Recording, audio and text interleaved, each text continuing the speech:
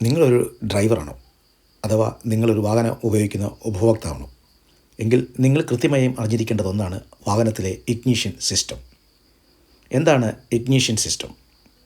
Petrol എഞ്ചിനിൽ compression സ്ട്രോക്കിൻ്റെ അവസാനം സിലിണ്ടറിൽ സ്പാർക്ക് ഉണ്ടാകുന്നതിന് വേണ്ടിയാണ് ഇഗ്നിഷൻ സിസ്റ്റം ഉപയോഗിക്കുന്നത്. ഒരു 4 സ്ട്രോക്ക് പെട്രോൾ എഞ്ചിനിൽ ക്രാങ്ക് ഷാഫ്റ്റിൻ്റെ ഓരോ 2 കറക്കത്തിലും, ഒരു 2 സ്ട്രോക്ക് പെട്രോൾ എഞ്ചിൻ്റെ ഓരോ 360 കറക്കത്തിലും അഥവാ ഒരു കറക്കത്തിലും സ്പാർക്ക് ഉണ്ടാകുകയും ചെയ്യുന്നു. എന്താണ് ഇഗ്നിഷൻ സിസ്റ്റത്തിൻ്റെ പ്രധാന ഭാഗങ്ങൾ? 1 battery, 2 ignition switch, 3 ignition coil, 4 contact breaker, 5 condenser, 6 distributor, 7 spark plug. Battery coil ignition system. ഇതിൽ പ്രധാനമായത് 12 വോൾട്ട് ബാറ്ററിയാണ്.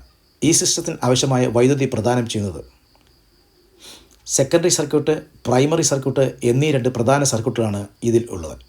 ഇതിൽ പ്രൈമറി സർക്യൂട്ടിൻ്റെ പ്രധാന ഭാഗങ്ങളാണ് ബാറ്ററിയും, ignition switch, primary coil, contact breaker, condenser എന്നിവ. എന്നാൽ സെക്കൻഡറി കോയിൽ, ഹൈ ടെൻഷൻ കോഡുകൾ, ഡിസ്ട്രിബ്യൂട്ടർ, സ്പാർക്ക് പ്ലഗ് എന്നിവയാണ് സെക്കൻഡറി സർക്യൂട്ടിൻ്റെ പ്രധാന ഭാഗങ്ങൾ. ഇഗ്നിഷൻ സ്വിച്ച് ഓൺ ചെയ്യുമ്പോൾ ബാറ്ററി കറണ്ട് പ്രൈമറി സർക്യൂട്ടിലൂടെ സർക്യൂട്ട് പൂർത്തീകരിക്കുന്നു.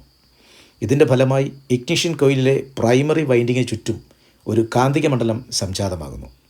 എന്നാൽ CB പോയിൻ്റ് തുറക്കുന്ന നിമിഷത്തിൽ ഈ കാന്തിക മണ്ഡലം പെട്ടെന്ന് അപ്രത്യക്ഷമാവുന്നു. ഇതിൻ്റെ ഫലമായി കാന്തിക മണ്ഡലത്തിൽ തന്നെ സ്ഥിതി ചെയ്യുന്ന സെക്കൻഡറി വൈൻഡിങ്ങിൽ ഒരു ഉയർന്ന ഇലക്ട്രോ മോട്ടീവ് ഫോഴ്സ് അഥവാ EMF ഉണ്ടാകുന്നു. ഇങ്ങനെ ഇലക്ട്രോമാഗ്നറ്റിക് ഇൻഡക്ഷൻ മൂലമുണ്ടാകുന്ന ഉയർന്ന വോൾട്ടേജിനെ ഹൈ ടെൻഷൻ കോഡുകൾ ഉപയോഗിച്ച് ഡിസ്ട്രിബ്യൂട്ടറിൻ്റെ സഹായത്താൽ എൻജിൻ ഫയറിംഗ് ഓർഡർ അനുസരിച്ച് സ്പാർക്ക് പ്ലഗിൽ എത്തിച്ച് സ്പാർക്ക് ഉണ്ടാക്കുന്നു.